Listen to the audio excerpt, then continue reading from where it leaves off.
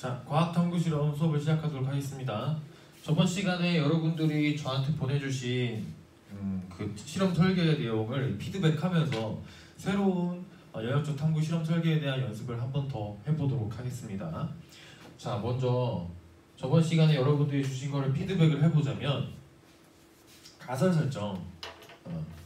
가설 설정은 단순하고 명료 또는 명확할수록 좋습니다. 가설 설정은 그 실험에 대한 총체적인 하나의 한 문장으로 설명되는 주제 같은 거예요. 예를 들어서 소설이나 뭐 수필 같은 걸 쓸 때 이런 걸 두괄식이라고 많이 하죠. 두괄식. 그러니까 앞에 한 문장이 전체 내용을 통칭해서 하나로 설명해주고 이제 그 내용이 어떻게 진행이 될 건지 예상이 되는 하나의 문장, 그게 가설 설정입니다. 그래서 여러분들이 좀 가설 설정 대부분 잘 하셨는데 좀 너무 실험 설계처럼 많은 긴 문장으로 써주신 분들이 좀 있어요. 근데 이제부터는 이제 연습할 때부터는 조금 더 명확하게 한 문장으로 명료하게 요약해 주셨으면 좋겠습니다. 그냥 예를 들어서 그냥 A라면 B일 것이다. 이게 그냥 가설 설정의 기본입니다. 뭐뭐라면 뭐뭐일 것이다. 실험이 뭐뭐라면 뭐뭐일 것이다. 그걸 지금 연역하는 거잖아요. 그러니까 하나의 자신의 생각을 넣고 뭐뭐라면 어떻게 될 것이다 라는 최종적인 실험에 대한 결과가 포함된 하나의 문장입니다. 이게 맞다면, 실험을 통해서 이게 맞다면 그 실험은 이제 의미 있는 실험이 되는 거고, 이 실험을 통해서 이게 아니라면 의미가 없는 게 아니라 이제 실험을 이제 보완하거나 가설을 좀 바꿔야 되는 그런 상황이 되는 거죠. 자, 그러면 이렇게 가설 설정을 했으면은 통제 변이를 하죠. 변인을 통제합니다. 변인을 통제하는데 우리가 가장 잘못했던 게 뭐냐면은 첫 번째, 여기 이 변인이라는 거는 단어입니다. 단어 또는 개념. 자, 변인에는 조작 변인, 통제 변인, 종속 변인 이 세 가지가 있는데 조작 변인과 통제 변인이 그 실험에 대한 기본 사항이고 이거에 대한 결과가 종속 변인이죠. 그럼 예를 들어서 우리가 했던 실험을 보면은 뭐 점심시간에 먹고 집중력을 높아지기 위한 그런 실험을 설계를 했지 않습니까? 그래서 어떤 친구가 했던 내용을 보면은 뭐 점심 식사의 양에 따라서 집중도가 달라질 것이다 이런 식으로 가설을 세웠어요. 그러면 조작 변인이 뭐가 됩니까? 점심 식사의 양이 됩니다. 근데 거기다가 점심 식사 조작 변인에다가 점심 식사의 양을 많이 한다 또는 점심 식사의 양의 뭐 문장으로 하나의 이제 동사까지 나오는 문장으로 그렇게 서술하면은 올바른 통제 변인이 아니에요. 여기서 말하는 변인이라는 거는 개념을 말합니다. 자, 두 번째, 수량화를 할 줄 알아야 돼요. 자, 이게 생각보다 굉장히 중요한 겁니다. 수량화. 자, 여러분들이 과학에 대한 이미지가 어떻습니까? 과학에 아마 여러분들이 과학적이다라는 내용을 보면은 좀 믿음이 갈 거예요. 과학적이다라고 하면 믿음이 갑니다. 그 이유는 뭐냐면은 과학은 뭐가 보장됐기 때문에 객관성이 보장됐기 때문이에요. 객관성을 계속 보장하려고 하는 게 과학의 핵심입니다. 예를 한번 들어볼게요.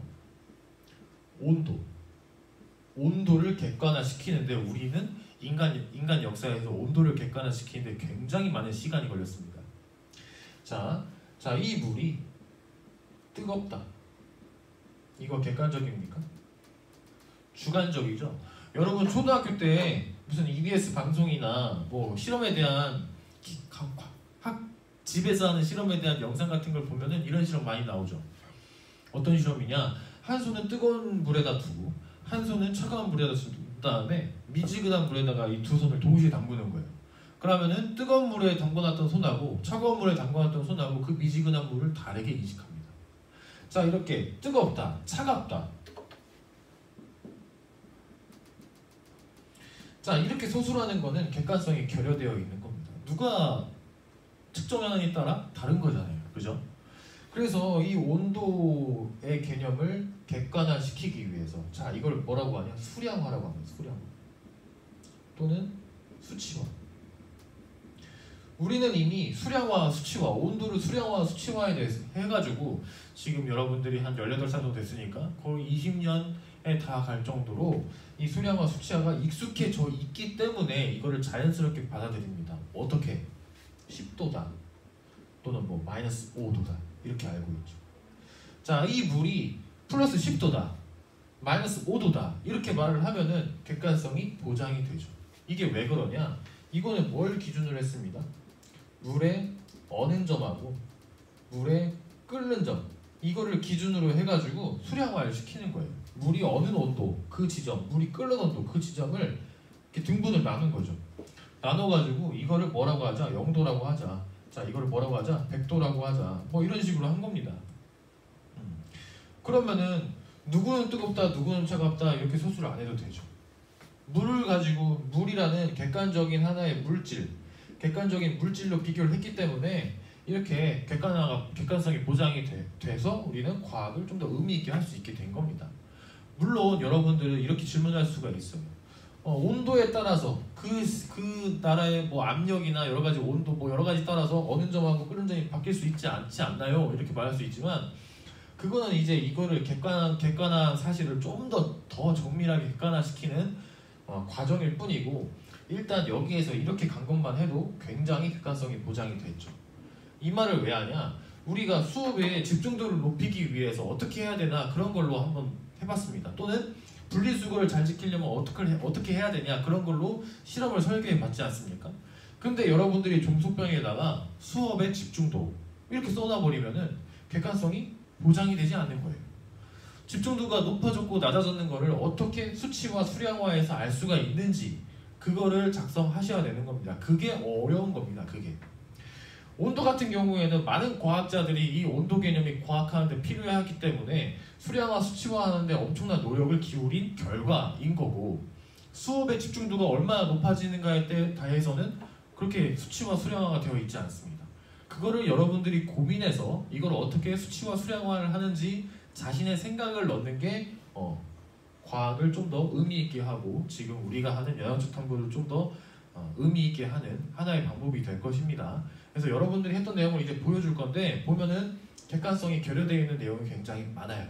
무슨 말인지 아시겠죠? 자, 그 다음 세 번째 통제 변이 했으면 이제 이 변이에 대한 실험 설계를 해야 될 텐데 실험 설계도 하나만 얘기해 볼게요. 이거 다음에 이제 뭐 합니까? 실험 설계하죠.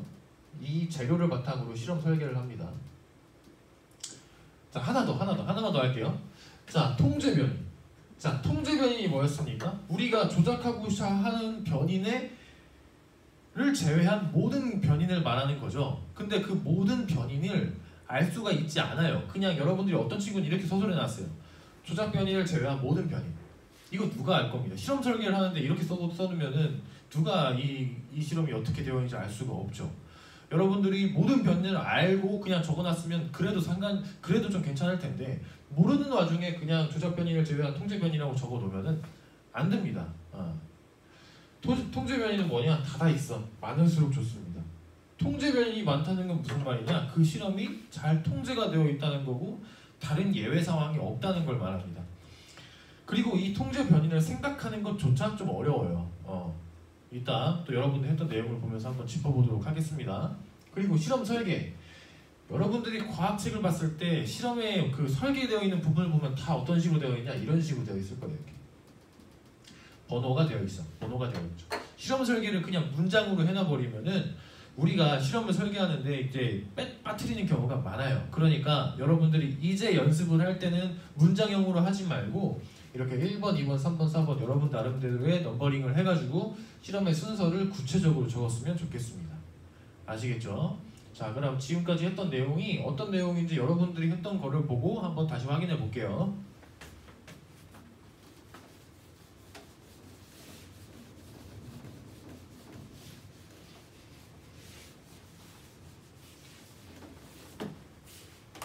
자, 먼저 가설 설정. 자, 가설 설정이 깁니다. 이거 거의 실험 설계예요. 이거 거의 그냥 실험에 대한 전반적인 내용을 다 넣어버린 겁니다. 자, 5일 중 2일간 학교 분리수거장에서 학생들의 행동을 감시할 선생님을 배치하고 3일간은 선생님을 배치하지 않는다. 이후 관찰한 모습들을 확인해 보면 감시하였을 때 학생들이 분리수거 규칙을 준수를 더 잘하고 지키고 있을 것이다. 이것만 적으면 됩니다. 감시하였을 때 분리수거 규칙이 더 준수가 잘 되어 있을 것이다. 가설이 뭡니까? 감시의 비율이 높아진다면은 분리수거 분리수거 뭐라 그러지? 규칙 준수. 분리수거 준수 확률이 더 높아질 것이다. 이런 게 지금 핵심이지 않습니까? 이거만 적어주면 되는 겁니다.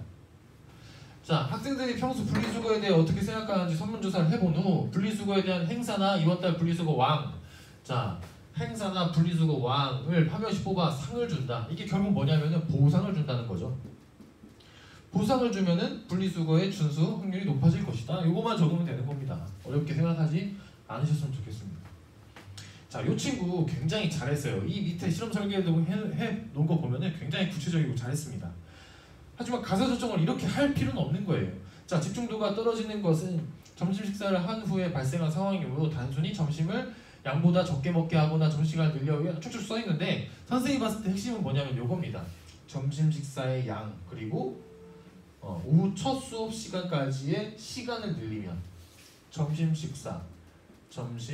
식사의 양과 그 다음 시간을 늘린다는 결국 점심시간에 그 점심시간을 늘린다는 거죠.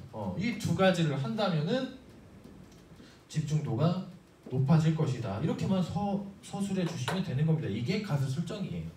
그래서 가설 설정은 한눈에 빡 읽혀야 됩니다. 아, 이거는 이런 실험에 대한 거고 이런 식으로 변이를 통제할 것 같구나. 이게 딱 느껴지면 되는 겁니다. 아시겠죠? 지금 여기 나와 있는 이 내용들은 어디로 가야 되냐? 실험 설계로 가야 돼요. 실험 설계에서 이 내용을 좀 더 구체적으로 서술해 주면 됩니다. 아시겠죠? 자, 그 다음 변이 통제. 여러분들이 해놨던 변이 통제를 좀 캡처를 해 나와봤습니다. 자, 여기 보시면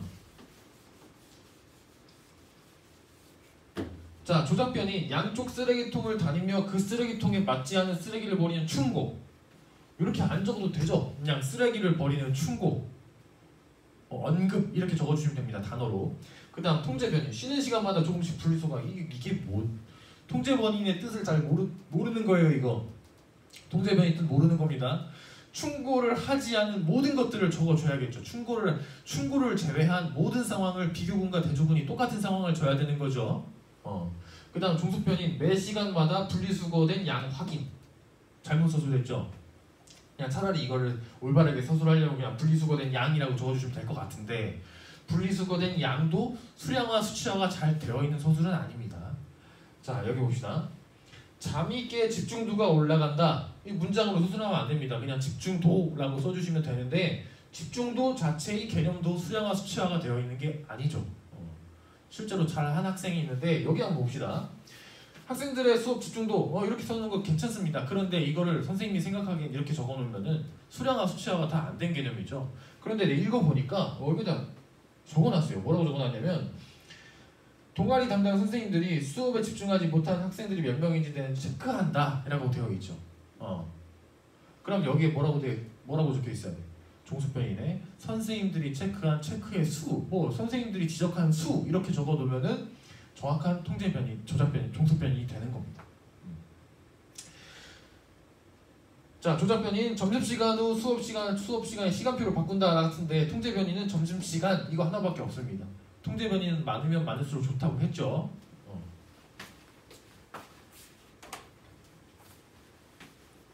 자, 분리수거를 더 잘하게 될 것이다. 이거 어떻게 수량화 수치화할 겁니까? 그리고 자, 먹을 밥의 양. 자, 먹을 밥의 양 이거 어떻게 측정할 거야? 먹을 밥의 양. 야, 밥의 질량. 차라리 밥의 질량, 밥의 중량 또는 반찬의 개수, 반찬의 종류, 반찬의 수 이렇게 해놔야만 올바른 실험 설계가 되는 겁니다. 자, 그리고 급식 먹을 학생과 먹지 않은 학생이 차이점이 나오게 될 것이다. 이거 이제 왜 잘못되는지 아시겠죠? 학생의 상태 이렇게 적으면 안 돼요. 이거 얼마나 누군지 모르겠지만 기억이 안 나지만 자, 조작변이 미스트를 뿌린다는 거예요. 괜찮은 가설인 것 같습니다. 근데 통제변이 수업 진행밖에 없어요. 자, 미스트를 뿌렸어. 근데 이거를 남학생한테만 뿌리고 여학생한테 안 뿌렸어요. 그러면 이게 미스트를 뿌려서 안 뿌려서 그런 건지 남학생과 여학생의 그냥 기본적인 차이인 건지 알 수 있어? 없잖아요. 그 다음 미스트를 뿌렸어. 하나는 초등학교 1학년에 뿌렸고 하나는 초등학교 6학년 또는 고등학교 3학년에 뿌렸어. 그러면 고등학교 3학년에 미스트를 뿌려서 고등학교 3학년에 집중도가 높아졌습니다. 그런데 초등학교 1학년은 당연히 미스트를 뿌리거나 안 뿌리거나 집중도가 높아질 것 같지 않아요. 그죠? 그럼 통제변인에 뭘 적어야 됩니까? 비교군과 대조군의 성비, 나이, 뭐 학력, 무슨 뭐 여러 가지 생각해보면 다양한 것들이 있어요. 그런 것들을 적어주셔야 됩니다. 이거를 잘 적었냐 안 적었냐가 지금 여러분들이 이 수업을 잘 따라오고 있고 안 따라오고 있는지를 확인하는 겁니다. 나중에 똑같은 형식으로 수행평가를 할 건데 그때 이렇게 적어주시면은 안 돼요. 말했습니다. 여기서도 학생의 상태라고 되어 있는데 선생님이 여기 하우라고 적어놨네요. 학생의 상태를 어떻게 측정할 거야?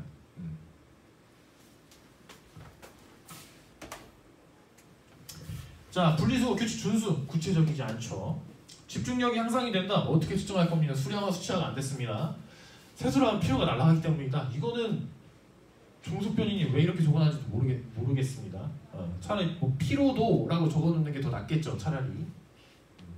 세수를 하지 않았음도 분류한다. 이거 변인이라는 건 단어 개념이라고 하지 않습니까? 뭐 차라리 세수의 활동 했는지 안 했는지를 한자로 뭐라고 하는지 모르겠어요. 세수라고 적어놔도 될 것 같고 그런 식으로 하나의 개념으로 적어놓으시면 될 것 같습니다. 여기서도 보면은 이렇게 적혀있네. 세수를 했나 안 했나 외에 모든 수업 환경 이렇게 적어놓으면 얘가 알고 썼는지 모르고 썼는지 그럼 이걸 보면 이제 나머지 실험 설계를 보면 되는데 선생님 기억으로는 정확한 실험 설계도 아니었어요. 이게 구체적인지 아닌지를 봐야 됩니다. 이렇게 적어놨다는 거는 나도 모른다는 겁니다. 모르고 그냥 적어놨다는 거예요. 이렇게 무책임하게 실험을 설계하면 안 됩니다. 자, 좀 괜찮은 거 한번 보겠습니다. 괜찮은 거. 자, 여기 보시면 많죠. 자, 점심 식사의 양, 그 다음에 수업 시간의 시간, 조작변이 맞습니다. 자, 그리고 양 또는 부터 오후 초중야까지 시간, 학생의 수면 시간, 수업 내용 전달 매체. 기가 막히지 않습니까? 전달 매체? 자, 어느 반은 점심 식사를 늘리고 어느 반은 점심 식사를 줄였는데 어느 반은 영상으로 수업을 하고 어느 반은 책으로 수업을 해요. 당연히 이거는 밥을 만약에 먹고 안 먹고의 차이가 아니라 영상이 차일 수도 있지 않습니까? 당연히 영상 이거 전달 매체 이것도 확인을 해야죠. 통제변. 햇빛 차단. 자, 어느 반은 햇빛이 굉장히 잘 들어와. 햇빛 잘 들어오면 당연히 어때? 졸리지 않겠습니까? 햇빛 차단 했는지 안 했는지, 교실 안의 온도, 학생의 키와 몸무게, 최소 일간 수면 시간 완벽하게 거의 통제를 했습니다. 그 다음 학생의 축제를 위한 테스트 수량화했죠. 근데 선생님 생각에는 테스트의 점수라고 적어놓으면 더 좋을 것 같습니다. 테스트의 점수. 자, 여기도 굉장히 구체적으로 통제 변인을 놨습니다. 굉장히 좋은 실험. 여기 보면 이거 내가 왜 이렇게 해놨냐면 수업의 집중도라고 해서 수량화 수치화가 안 되었나 해서 봤더니 수량화 수치화가 되어 있어요. 여기 보면은 테스트를 한다고 적혀 있거든요. 그러면 여기다가 테스트의 점수, 암기된 단어의 양 이렇게 적어두면 될 것 같습니다. 자, 그러면 한번 연습 한번 해볼게요. 학생들에게 제안을 한다. 이거 어느 반 학생이 한 건데 학생들에게 제안을 한다. 한 학기에 한 번씩 분리수거에 상품을 주면은 상품을 받기 위해 분리수거를 노력할 것이다. 자, 이걸 이렇게 적어놨는데 선생님이 한번 다시 해볼게요. 조작변이. 그냥 상품이죠. 상품을 주고 안 주고. 상품을 주고 안 주고. 그 다음 통제변인을 뭘로 해놔야 될까? 선생님이 아까 적어놨던 통제변인을 보면 통제. 자, 통제돼야 될 거 일단 성비. 두 집단의 성비가 맞아야죠. 그다음 학년, 나이 또는 학년 같아야죠. 그다음 기존의 그 반의 쓰레기 양. 원래 쓰레기 양. 원래 이 반은 쓰레기가 잘 안 나오는 반이고 원래 이 반은 쓰레기가 많이 나오는 반이야. 그러면 안 되겠죠. 그다음 쓰레기통의 위치. 자, 어느 반에 쓰레기통이 앞에 있고 어느 반은 쓰레기통이 뒤에 있어. 근데 상품을 주고 안 주고가 쓰레기통 위치에 따라 달라질 수도 있지 않습니까? 상품을 주고 안 주고 하더라도 위치, 그 다음 쓰레기통의 뭐 크기, 그 다음 뭐 모양 이런 것들도 있을 수 있을 것이고, 그 다음 분리수거 뭐 스티커. 자, 어디는 분리수거 스티커가 붙여있고 안 붙여있고 그러면 그것 때문에 달라질 수도 있지 않습니까? 이런 식으로 아마 좀만 더 생각을 하면 더 여러 가지가 나올 거예요. 이런 거에 대한 변인들이 많을수록 이 실험은 좋은 실험이 되는 겁니다. 자, 그러면 종속 변인 뭐가 됩니까? 분리수거의 준수 잘 됐다 이렇게 적어놓으면 되겠죠. 그때 그 수량화 됐습니까? 안 됐습니까? 안 됐죠. 선생님 생각엔 이렇게 하면 될 것 같아요. 어떻게? 총 쓰레기 수 분의 분리수거된 쓰레기 수 이렇게 해버리면은 뭐 예를 들어서 비율이겠죠. 비율. 분리수거 비율이 올라갈 것이다. 이렇게 할 수가 있지 않습니까? 그러면 이거 어떻게 되겠어요? 분리수거를 잘 했고 안 했고가 정확하게 수치와 수량화 객관화되어 있지 않죠. 자, A반 분리수거 잘했어. B반 못했어. 이거보다 A반은 10개를 버렸는데 8개가 되었어. 그리고 B반은 10개를 되었는데 3개밖에 안 됐어. 이게 더 객관적이지 않습니까? 여러분들이 공부를 잘한다 라고 하는 것도 좋지만 여러분들이 반에서 3등, 2등, 1등 합니다. 이게 더 믿어지지 않습니까? 이렇게 과학은 객관화, 수량화를 잘 해야 되는 겁니다. 아시겠죠? 여러분들이 이제 또 다른 시험 전개를 할 때는 그런 부분을 좀 인식하셨으면 좋겠습니다. 자, 이건 이제 어떤 친구가 실험 방법에 대해서 소술한 건데 잘했죠? 1번, 2번, 3번 이렇게 되어 있고 아주 구체적으로 설계되어 있습니다. 읽어보면 굉장히 구체적이에요. 잘했습니다. 자, 지금부터는 그냥 선생님이 보면서 이런 실험 설계, 변이 통제, 가설 설정에 대한 거 왜 해? 그냥 좀 창의적이고 괜찮았다 싶었던 내용을 좀 찾아봤는데 각 반당 하나씩 분리수거 비율을 비교하여 알아본다. 이렇게 물론 여기서 그냥 쓰레기 분리수거 비율이라고 적어놓으면 더 좋은 변인에 대한 설정이 되겠지만 이렇게 문장을 쓰면 안 됩니다. 하지만 이렇게 수치와 수량을 정확히 한 사례가 별로 없었어요. 자, 여기 보면은 점심시간에 백색 소음과 K-팝 음악을 들려주면 더 잘 될 것이다. 가설이 좀 참신해서 넣어봤고 여기 탄수화물과 단백질을 섭취하는 양이 집중도에 연관이 있을 것이다. 굉장히 과학적이죠. 그리고 변인도 굉장히 과학적으로 적어놨습니다. 물론 종속 변인을 좀 하나의 개념과 단어로 적어놨으면 좋겠지만 이 정도면 굉장히 훌륭한 통제 변인 변인 통제인 거고 여기서 실험 설계한 것도 굉장히 구체적이었습니다. 자, 여기는 뭐냐면은 쓰레기통의 모양을 따라 분류하는, 예를 들어 종이, 플라스틱, 유리 그 쓰레기통의 모양을 다르게 한다는 겁니다. 그렇게 하면 더 잘 될 것이죠. 참신하죠. 자, 이렇게 실험이 그렇게 내용을 서술하는 거에 대해서 좀 명확하지 않더라도 그래도 좀 자신의 생각이 좀 잘 들어갔으면 좋겠습니다. 근데 여러분 선생님이 그 내반 거를 쫙 읽어보면은 비슷한 가설이 거의 대부분이에요. 그냥 시간을 늘린다, 양을 줄인다, 뭐 그런 것들이 대부분이었습니다.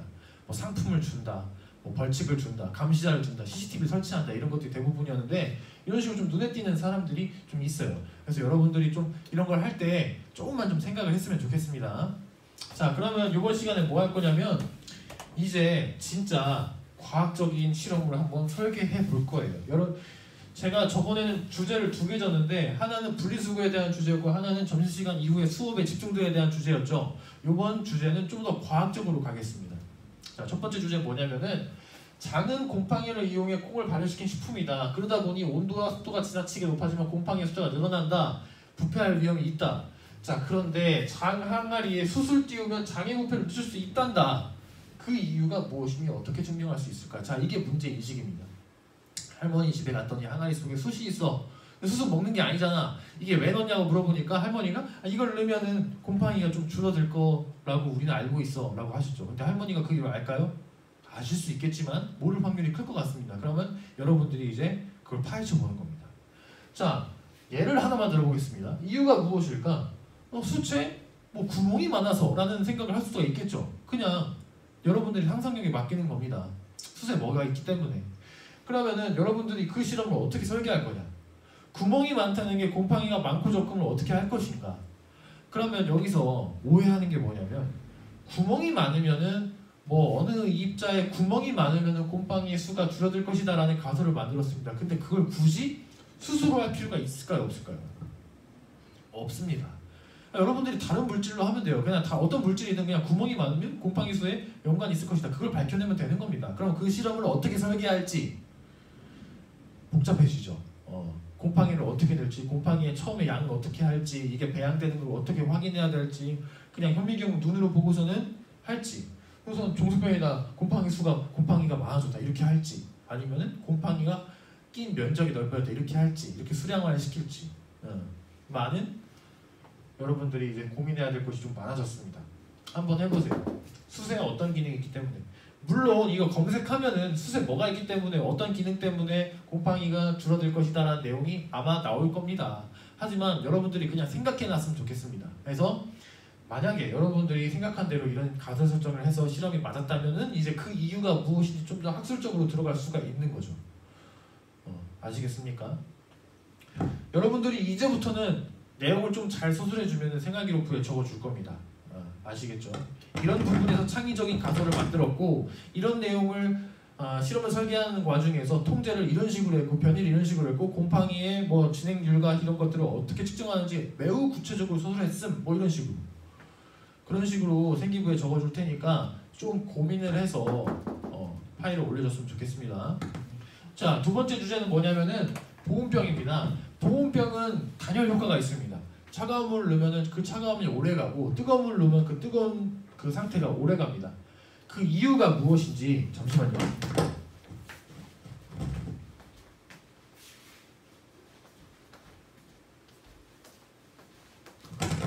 그 이유가 무엇인지 한번 생각을 해보는 겁니다. 이것도 검색하면은 뭐 때문에 보온 효과가 큰지 나옵니다.